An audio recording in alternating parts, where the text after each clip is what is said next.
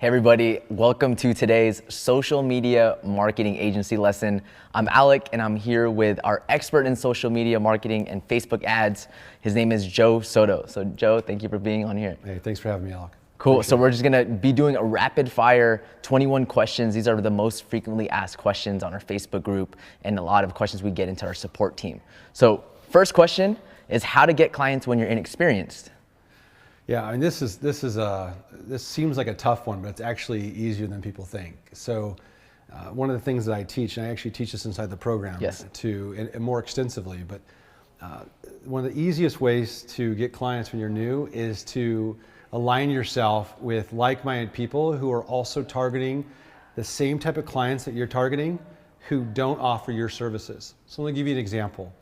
One of the niches that we focus on is restaurants. And so in our local area, and we're outside of DC in Northern Virginia, I've aligned myself, I've really just honestly became friends with. And that started with reaching out on LinkedIn and finding out in the area who offers certain types of services to restaurants. So you can ask around, but you can go to LinkedIn as a source and just do a search by keyword. So in my case, what I do is I have a person who sells payroll processing and payroll services to restaurants. And then I have somebody who sells wine. She sells wine to from all the wineries in Virginia, all the local wineries. Right. She sells wine to all the different restaurants in the area. So she got a lot of. I'm trying to get her to give me some winery clients. That's my next step. Yes. But she does give me the restaurant referrals. In fact, several of my current clients came directly from her. And then I have another person in this group that I've aligned myself. We call ourselves like a local business alliance, but it's really a local networking group that we formed. And we have coffee and drinks, together and talk about the restaurants and what they're doing wrong, what they're doing right, and how we can help them. I have another person who sells insurance to restaurants. That's like their main focus. In fact, I met with him a couple weeks ago over beers at a local bar. In fact, I think it was last week or 2 weeks ago now. And he brought his entire client list to me. He handed me his whole list and said, here's one of the top ones right now we need to call. And he called and set the appointment for me. He says, who can you help here? And I have an Italian place, and this guy owns 2 Italian restaurants. I said, I can definitely help him. We looked on the phone and social media. I wanted to see what his social media presence was, which most restaurants and most small businesses is terrible. Right. So I said, of course I can help him. So he called, and literally his conversation was like, hey, I'm sitting here having drinks with my friend Joe, who I mentioned to you was good at social media, and he can come meet with you next Monday, or it was a Thursday at 1 o'clock. And the guy, he set it for me sitting there. True story. So, and then he said, go through my client list and tell me the top 10 or so you think you can help by looking at their social media presence first, and then give me an honest feedback on which ones you think are the hot ones. Because if you can help them, it makes him look good. Yes. Right? It makes me look good, is what he said. So, and then I have another person who sells POS systems, point of sale systems to restaurants, which is important because those relationships last a long time. Yes. So the person who sells POS systems are locking people into long-term contracts. They're probably the rep on the account for years. Mm-hmm. And so they usually have bridged relationships already. They already have good relationships with these clients. And between all of us, I mean, this is not an exaggeration. I would say most of my clients come from those people's referrals. Now, what's in it for them? If you're inexperienced, this is what's in it for them. 10% commission or a kickback every single month that they become a client is what's in it for them. So I tell them, I'll reward you. You refer someone, and I'll keep. Now that makes them my account manager too. Yep. They don't want to stop getting that 10% commission. So every time they see their client for, their monthly maintenance check or their monthly call on that client, they're going to say, hey, how's Joe doing working for you? And are you listening to him? Are you taking his advice? Right. Are they getting you results? And they gauge him and kind of play account manager. That's nice because then I don't have to pay for salespeople and I don't have to pay for account managers. I haven't paid for salespeople since 2010, which is now, it's a little crazy. I think some of the tightest feedback to me would be, Joe, maybe it's time to get some people to sell for you. But I enjoy that part. It's actually, the working with the clients is fun for me, but I haven't had a cold call any clients in over a year. Yes. So this is the first step if you're new. Right on. And like Joe said, we have modules that he recorded that goes way more in depth too. So we want to just give you a broad overview of these questions. So I've got to keep it broad. Yes. Next one is how to find your niche. How to find your niche. That's easy. What are you passionate about?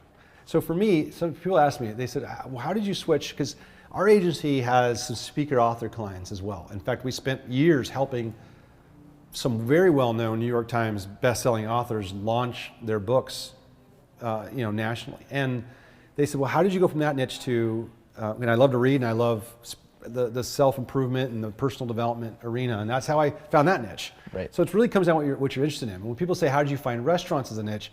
I say, well, I got an invitation to invest in a restaurant and to help a new restaurant aside from that one in the same market, but a little bit different. So this was in the Minneapolis market. One was south of Minneapolis, one was east of Minneapolis. And I said, I'd love to take what I've been learning about Facebook advertising and apply it to restaurants and see if it works. And it worked. And I already had a passion for restaurants anyway. But I still was a rookie, right? So I bought every book I could on restaurants. Yes. Because I already had a passion unfortunately I eat too much, but I have a passion for food. Love food. Passion for eating, and I love the restaurant business. And it's a struggling niche. And so I knew there were also going to be people there that could genuinely help. Yes. They don't always have the budgets to be able to hire me. That's why I try to focus, and I would encourage everyone watching this to make sure they're focusing on businesses that have a budget to be able to pay you, which is usually going to be probably on the small side, $1.5 million a year in sales on up, but there's lots of businesses like that. Right. So you got to go for what you're passionate about. Yes. If you're passionate about women's clothing, there's plenty of online boutiques and women's clothing boutiques. I showed you how many women's boutiques there were. It's like more than you can imagine. Yes. That are out there that could use some help. Right on. You got to find your passion and run with it. And if not, find something you're really interested in and become an expert in it. Yes. Yes, great answer. Another one we get is how to set up realistic goals and expectations. Yeah, I mean, this is an interesting one because I shoot big. In 2010, I was just showing Tai at one of the first articles that came out about our agency in 2010. I mean, we were still telling people MySpace was a good play. Right. In 2010. You probably already heard of MySpace. So, I remember MySpace. I remember MySpace. Okay, so back in 2010, I was like, we're going to do 10 million in our first year. I mean, I was unrealistic. It's one thing to acquire clients, which you can do rapidly with the right alliance group and doing some other techniques that we teach in the course to find clients. And I actually cover 5 strategies Yes. in the course for getting clients, and the alliance group is one of them. Yes. That's not the difficult part, believe it or not.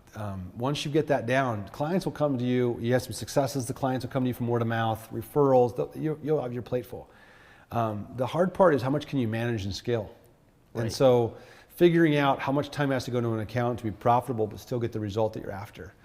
And you're going to have to weigh that against your pricing versus the niche that you're playing in and how much time it takes. There's certain businesses like, I really think that I would enjoy helping, for instance, financial services industry, helping financial planners. But you know what? The amount of work that goes into some of that, they're regulated, first of all, so be very careful with what you put on social media. Right. The rules and regulations are always changing for that industry. It's too much work. So it's like, some people say, give me another reason why you went after restaurants. It's because it's fairly easy. It's a simple market once you understand the business by the numbers. And you can go in, you understand their pain points. And it's one of the simplest to get financial lift for. And there's any type of retail business that's in a local marketplace, it's pretty easy to get financial lift for once you learn some really specific strategies with Facebook advertising that works for just about everybody. Right. So I wanted to stay out of a niche or out of an area that was difficult. But I think that's going to be one of the more challenging things is for every new agency owners is going slow enough and having your goals set realistically that, I remember watching Tai's promotional video for this program. Yeah. And he was suggesting, you can make $10,000 a month in this business. And the honest truth is that goal should be your 90 to 120 day goal to get to $10,000 a month. You can find 10 clients in 90 days. Now he'll say, hey, give it 6 months, even give it a year, which is fine, particularly if you're going to go out at part-time. Right. But if you're going to go out to this full-time and you want to use the strategies taught in this course and you want to be more assertive with it, 10 clients inside of 90 days is not unrealistic. Particularly at the lower levels, which is kind of your entry. I'm just now getting fresh in the market. $1,000. I don't have any clients right now below $1,250. I have one client paying $1,250, and every other client is paying a minimum of $1,500 a month. Now, when I first started out, I took a few of the smaller ones. Yes. Because you're kind of in that, I'm still getting my feet wet mode. But you don't want that confidence to slip. You want to look at someone straight in the eye and say, I can do it for $1,000 and I'll deliver results and you'll make enough sales where you want to keep me every single month. Right on. Right on. Even piggybacking, there's another question asked later on was, how much time should you allocate for a client?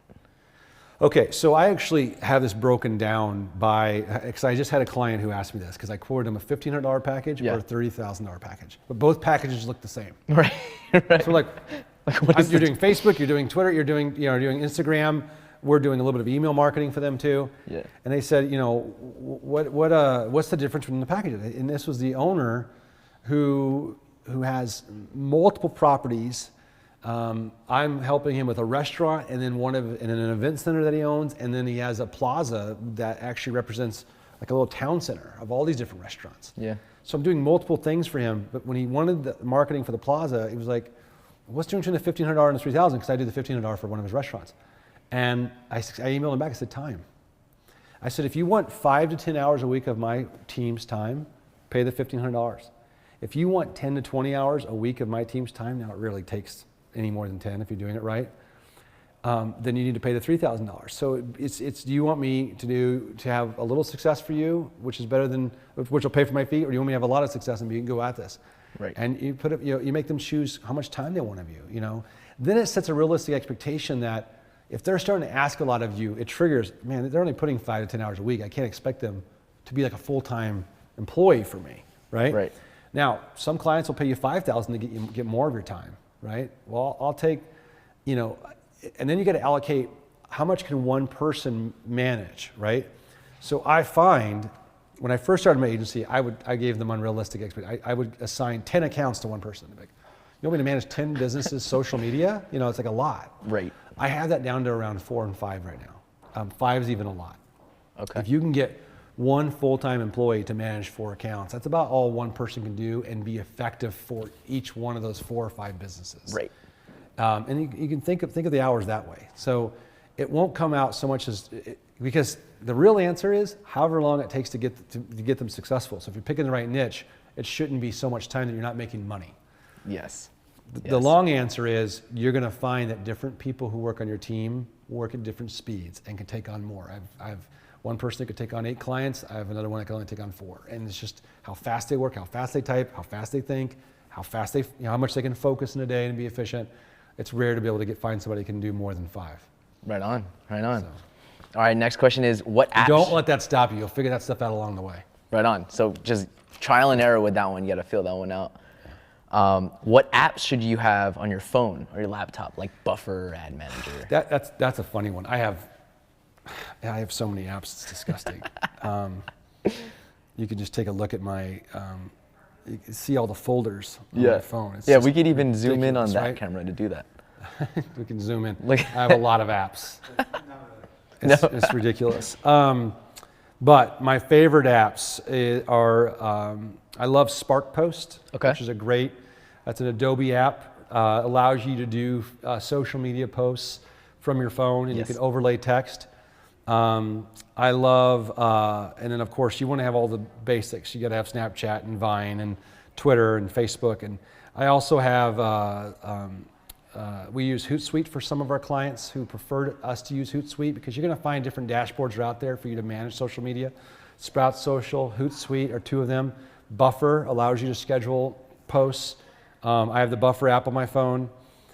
Periscope, of course, and LinkedIn. Yes. I have my social media folder, and you can see kind of all the different social media apps that are in here. But, yes. People are asking that because they're wanting to know which apps can aid me in my agency work, and that's going to be apps like Canva and Spark Post. Right.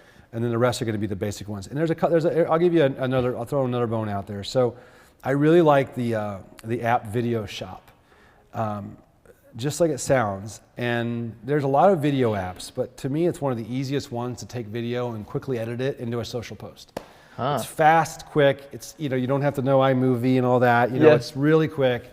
You can add your own tracks or add their tracks, they have music, and it's one of my favorite very quick video apps. Yes, saves so much time. For a couple. Done, easy. How to expand beyond local markets? I did this backwards. So when I started in late 2009, going into 2010, in fact, one of the very first articles wrote was this. Our firm, it was in the newspaper, it said our firm was looking to go national. Like from our day one, we were going to be a national agency. In fact, I opened with 2 offices because I had a buddy of mine who came in with me as a partner, as a minority shareholder, but he was a partner nonetheless. He lived in Philadelphia, so we were like, we didn't even think about virtual business here. This was before Rework was written and some of these books that really got the virtual. Now we're all virtual, by the way. Right. Back then I was like, gotta have an office, gotta have employees. But he opened up an office in Philly and I had an office in Des Moines. Before we even had 5 clients, we had 2 offices. So we were trying to go national right away. Now it worked. We did hire salespeople in these markets and tried, like I said, we hired salespeople back then. And we had businesses that spanned the globe. But if I was doing it all over again, and I got a lot of local business. I had almost every auto dealership in the Des Moines metro area. We had restaurants and bars, and we had pharmacies, and we had fitness centers and fitness clubs. We helped one go from one location, a fitness boot camp concept. Back then, those were brand new. Right. That ended up, through our marketing, franchising themselves. They got big really fast. We helped blow them up, and they grew nationally into a big franchise. But I would have just focused on the local. I would have started there. So once you've got a local base and you've got some success and some results, I'll tell you one of the fastest ways to go national. Number one, you can make some good connections on LinkedIn. And now with websites like Zoom.us, I think that's how it is, right? Zoom.us. You can get on a conference call and do a screen share with people or Skype and show people your results and go nationally very fast. But here's a little trick. You can sponsor events and be a sponsoring business to different conferences that come into cities around you. So if you live in Chicago, for example, but you want to expand to Minneapolis or you want to expand to Indianapolis or New York, spend 5 or 10 grand, go sponsor a conference and be one of the show sponsors, get your name out there. You're going to meet a lot of business owners that way, but your base isn't there. Your base is going to be wherever you live, but you'll get clients out there. So that's what we did. That's how we went national so fast. We started sponsoring trade shows and stuff. Awesome. And again, we have so much more practical how-tos in our modules. So this is kind of just giving you guys like the broad overview of these questions. So Joe goes a lot more in depth, trust me. So this question is, when creating your agency website, do you recommend any templates, any basic templates? This is an answer no one's expecting. No business owner cares a crap about your website. No one's going to expect that I'm going to say that. So here's how I know that. The last 20 clients, not one of them has asked me for my website. They don't even ask me for my business card. They don't care. Okay? Here's why. They care if you can help their business and get them results. So if you can show them, now it might take you your first 1 or 2 clients to get there, but if you can show them a couple different clients that you work with that maybe it's why you want to be niche focused, because if you can show the ones that are in their niche and you're showing them how you create results. So for instance, when I started, I moved to Northern Virginia about 2 years ago. And I had several clients in the Midwest because that's where my agency originally started back when it was a different agency name, a different agency period. And my network led me to Minneapolis where one of my restaurants is located. And so I had lots of restaurants that started becoming my client there as part of the hospitality group that I was a part of there. And when I moved to Northern Virginia, I had no clients in Northern Virginia, but I showed them what we were doing for restaurants in Minnesota, and they went, I want to do what they're doing, and I want to do it here. They never said, well, wait, no, can I see your website first? Because they don't care what your agency website says. They care about results. Right. So no one wants to hear that answer because you're probably spending way too much time thinking about what should my website look like. So here's what I did, and almost foolishly. I created a second agency website. My main agency is Revenue Inbound, revenueinbound.com. But I started rockfishmarketing.com in my niche. And I tell people, my umbrella company is Revenue Inbound, but our agency focus right now is Rockfish Marketing for restaurants. Because the restaurant, that niche loves to know that you're focused on their niche. Yes. So when they go to Rockfish Marketing, it's all about restaurants. And it's one-page website. Okay? Yeah. It's a one-page website. You scroll down with the parallax effect, right? And I've got, well, there's a couple links where they can schedule the strategy session with me if they want to meet with me. That's about it. And then I have blog posts. I've written like 3 blogs. I'm not joking, 3. And no one cares about the blog posts except for people I would introduce myself to new, just suggesting a way to help them with maybe a blog post I've written. That's how I've used it. Right on. This is hopefully by the time people see this, I have more blog posts up, but I don't have very many. But I used a template that was a free one in WordPress, and it looks pretty nice, by the way, and it's mobile friendly. Yeah. For my rock, and I'm not going to change it, even for this video. Rockfishmarketing.com was a template that was free inside of WordPress that I found and went, I can make that look like a restaurant, I can add a restaurant photo, and I'm in. Yes. And I made business cards up that say Rockfish Marketing with my name, and we're a division of Revenue Inbound. And honestly, they'll ask for the card because they want my contact information. I've had nobody tell me they've gone to my website. Not one time. Not one time. And I haven't had a market. Now, Ty is going to scold me a little bit. Hey, Joe, do your own personal branding. Right. Get your marketing site going. But I've done very little, because if you're thinking about starting your own agency, or you're in the midst of it, or you're going to do it, you got to get revenue going. You got to get cash flow for your business. And that's more important than how fancy or how much time you put in your website. My website, the Rockfish, now I've done a lot for the other agency website over the years. I've blogged a lot. But for Rockfish Marketing, for the last year, 3 blog posts, and that website took me 30 minutes to make, and I did it myself. And I have people that could do it. Right. I didn't want to waste their time. They're spending time getting results for the clients. Yes. For our own, and it's going to be, I know it's a scary answer, but it's true. No, for sure. Don't spin your wheels on stuff that doesn't make you money. Yes, 100%. 100%. And like you said, it depends on the niche too.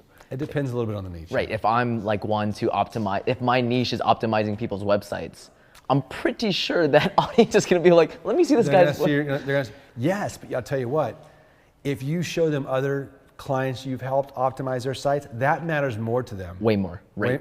I'm serious. Yes. They want to see, are you helping other people in my niche optimize websites or other sites? Show me somebody's, that's more than you. Yes, you do want to walk the talk. And I remember when I first started my social media agency, I was like, we got to walk the talk and be great at social media. I realized that was like for our own sake, though, more so than our clients, but I did want them to see that we were walking that talk. Yes.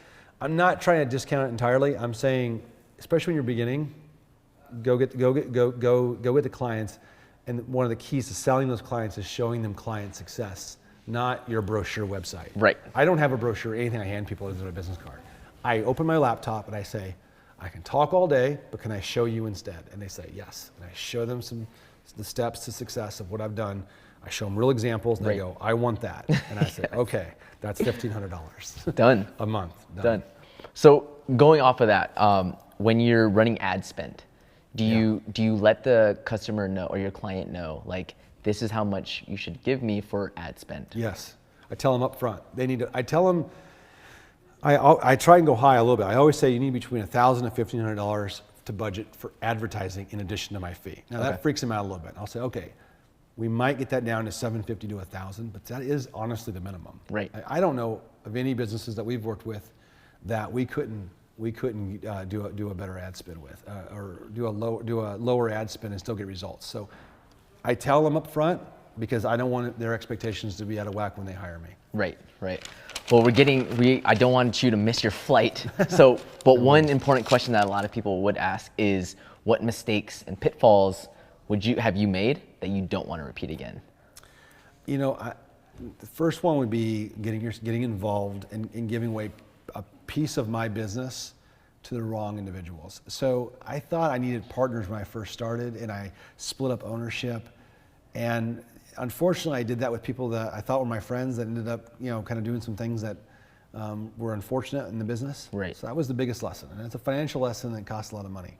And because you can burn some bridges that way. That's number one. So I would say be careful about who you get in business with to start the agency. If you're thinking of starting the agency, you think you need to have partners to start it, chances are you don't. Right. Just have the confidence and go at it alone. You might want to hire those people in the future if you'd like, but you don't. You can be your own boss.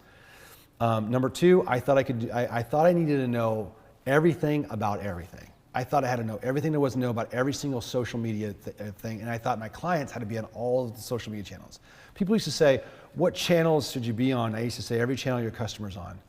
But the truth is, trying to be a master of social media and all the different sites involved is tough. Take one at a time. Get great at Facebook and Facebook advertising, Instagram and Instagram advertising, then Twitter, then YouTube, and so on, because all of that will be add-ons where you'll be able to help the businesses. Yes. In the social media course, we deep dive into Facebook advertising because that's the immediate impact you can have on a business from day one. And then the rest is icing on the cake that you can kind of learn along the way, but you got to at least master Facebook advertising first. And then the rest you can add to it. Because we have a whole arsenal of things we do for clients now, but we break it into phases. We tell them, you know, we may not get to the email marketing or list building until phase 2, which is maybe the 90 to 120 days out. For now, we're gonna get more butts in the seats, we're gonna get more people in your restaurant, and then we'll start building, you know, other aspects of it using other pieces of social media like YouTube. Yes, yes. So. Great, and again, check out Joe Soto's modules that we have in the SMMA program. This is gold. This is absolute gold. So thank you so much, Joe, for being with us. Thanks for having me, Alec. Awesome. So we'll catch you guys on the next lesson.